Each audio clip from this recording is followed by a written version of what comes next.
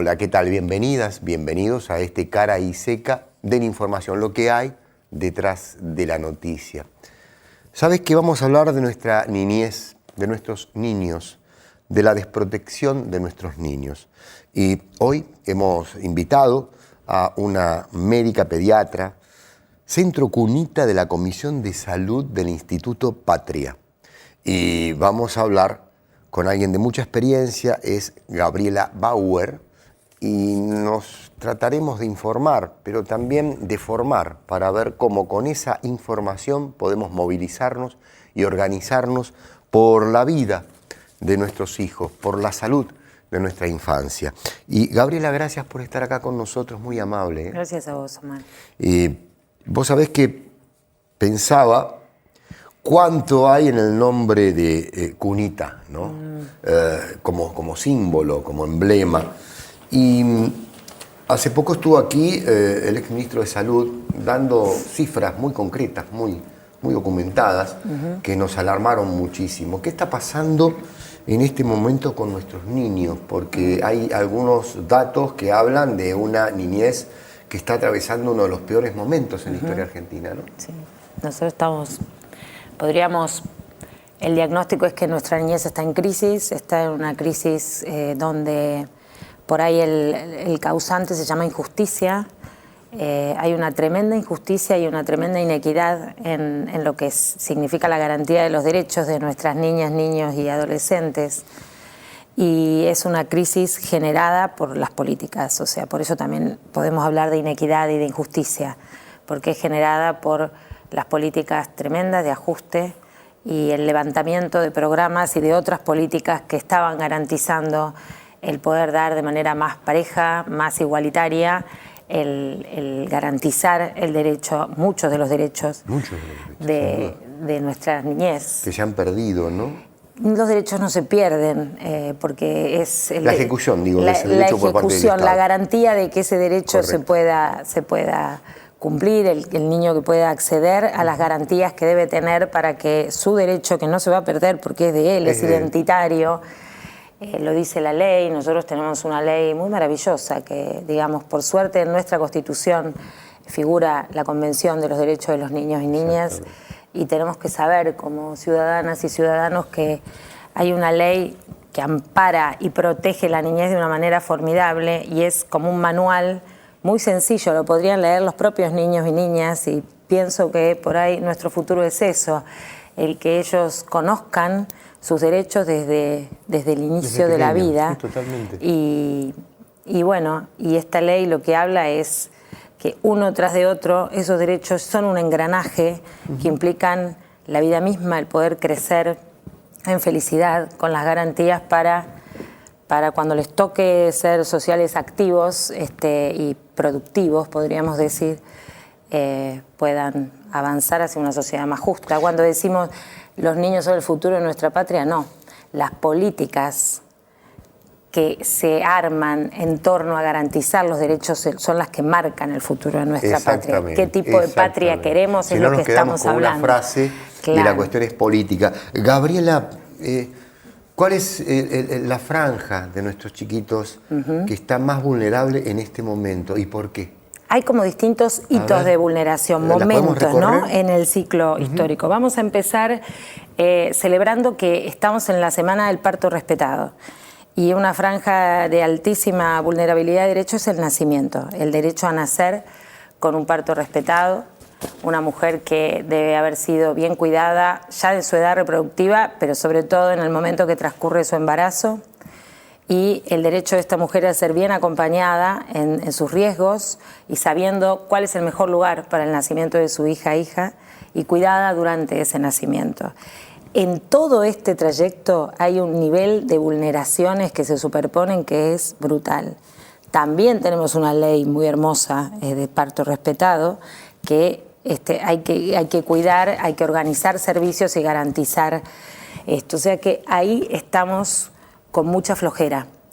Y en este momento, en todo a lo largo y a lo ancho del país, hay muchas mujeres que están sufriendo tremendas injusticias por violencia obstétrica, por no saber bien que su hijo debía nacer en una maternidad más segura, porque, por ejemplo, nacía antes del término, por H o por B, se van de sus maternidades, muchas de ellas sin contar con una cuna en su casa para poder albergar a su niño o niña nuevo. O sea, ese es el primer momento a pensar. Luego está el primer año de vida. El primer año de vida es donde más niños y niñas se nos van. O sea, la mortalidad infantil es un concepto que todos los ciudadanos y ciudadanas tendríamos que manejar, saber qué está pasando. Es tan sensible el cuerpito a esa edad de la vida que se mueren tantos niños como después pasan años y recién a los 40 y pico, 50 muere la misma cantidad a esa edad. ¿Se comprende el concepto? Yo no lo entendí. Explicáselo mejor a quien te está viendo. Bien. Porque es muy fuerte lo que acabas de señalar. Sí, si uno observa el gráfico, sí, lo que puede verse es que la muerte en el primer año de vida es tan alta, luego baja después del primer año y va subiendo lentamente hasta alrededor de los 45, 50 años, donde vuelve a ser que mueren la misma cantidad de personas de esa edad en un año. Esto dice, ¿qué nos dice? Que tenemos que organizarnos para que no se mueran tantos niños en su primer año. Esto sucede en todo el mundo. En todo el mundo, sí. Lo que pasa es que hay sistemas organizacionales de servicios de salud, de desarrollo social, de políticas, de circuitos de control de esa edad, porque la miramos con lupa y decimos, ojo, que si los perdemos ni bien nacen. Y eso es lo que hay que enfrentar, digamos. Saber que cuando decimos mortalidad infantil es el número de niños que mueren en su primer año de vida sobre el número de niños que nacen en ese mismo año, en esa misma región o país. ¿Cómo estamos en este momento en Argentina? Estamos mal. La mayor parte de los niños se muere el primer mes de vida y la mayor parte se muere en la primera semana de vida. Hay niños que viven horas y esto nos habla de que todo lo que es la organización de los servicios de atención neonatal, de la mujer embarazada, lo que decíamos recién, está fallándoles. Perdóname, te voy a interrumpir, Gabriela, cuando hablas con estos datos, estamos haciendo mención a un área de la Argentina, a toda la Argentina, a determinados sectores, el noroeste, no sé. Muy buena pregunta. Cuando decimos que esto es dependiente de políticas es porque observamos a lo largo y a lo ancho de la Argentina una profunda inequidad en las tasas de mortalidad infantil. Nuestra tasa promedio es de 9 por 1000, 9.3 por 1000. Hay provincias que tienen 15 por 1000, es decir, fallecen 15 niños o niñas sobre 1000 que nacen.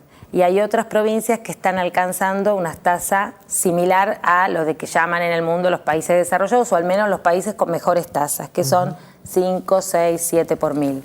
En toda esa heterogeneidad, además hay municipios donde la diferencia es. En la provincia de Buenos Aires, por ejemplo, de los 135 municipios, la mitad de los niños mueren en 50 municipios.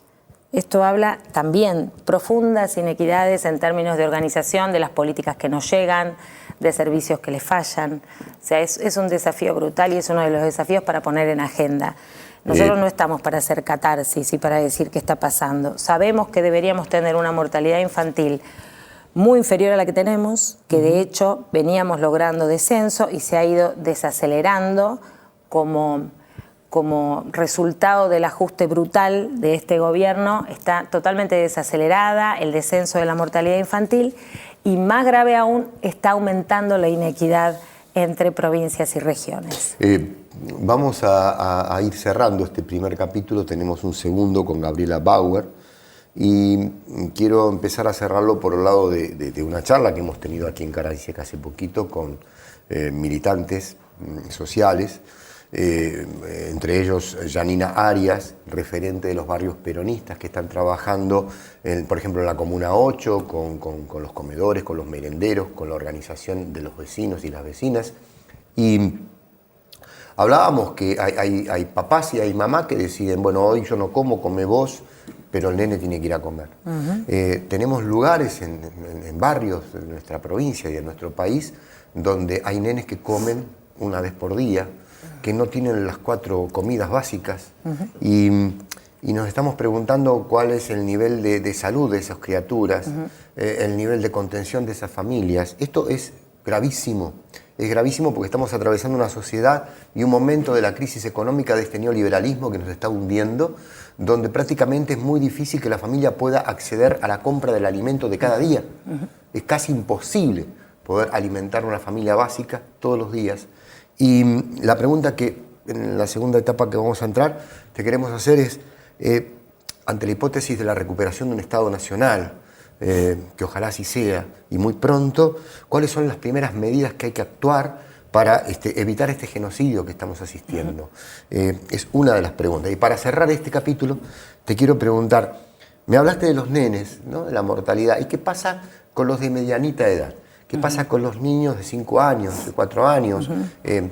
Yo estuve en un merendero, en un comedor que estaban muy desesperadas las mamás porque comen 200 personas y ya están repartiendo la comida, partiéndole a los nenes, este nene come tanto hoy, pero va a tener que comer menos mañana para que coma el otro.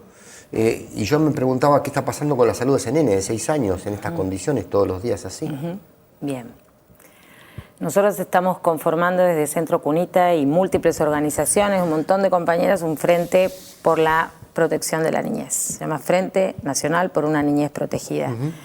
Ha sido brutal, nos ha superado la adhesión desde distintas provincias, desde el conurbano, desde las provincias de Buenos Aires, de lugares más distantes, y nos reunimos en forma periódica, decidimos reunirnos en lo que podemos llamar la Casa del Pueblo, porque queremos recuperar la Casa del Pueblo. Entonces Totalmente. Exigimos reunirnos en el Congreso de la Nación, a veces que asisten compañeros diputados, compañeras diputados, asesores, y otras veces estamos solos.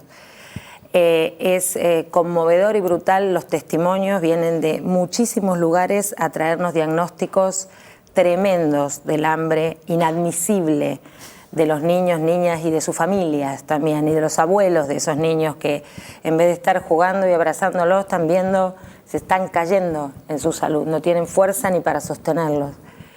Y entonces a partir de esos diagnósticos vamos creando puentes y lazos y contamos con núcleos de expertos fantásticos, digamos, desde el ámbito de la nutrición, desde el ámbito de la jurisprudencia, del derecho, de la salud.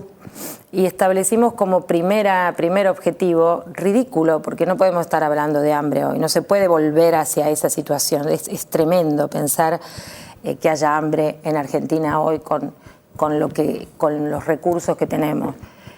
Y establecimos por eso como primer derecho a exigir, a cuidar y a organizar para regresar con políticas que rápidamente reviertan esta relación, el derecho a la alimentación.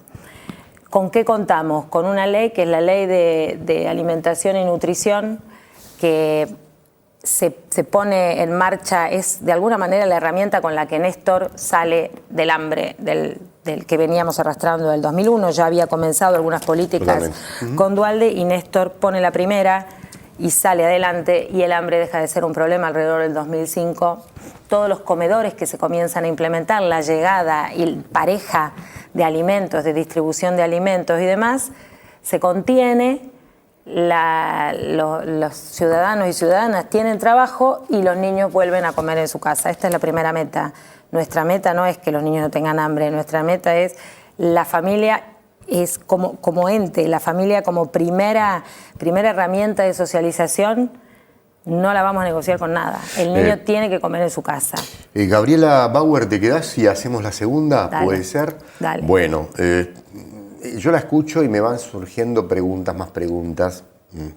Pensaba en el padre de la salud que tenemos en la Argentina, ¿no?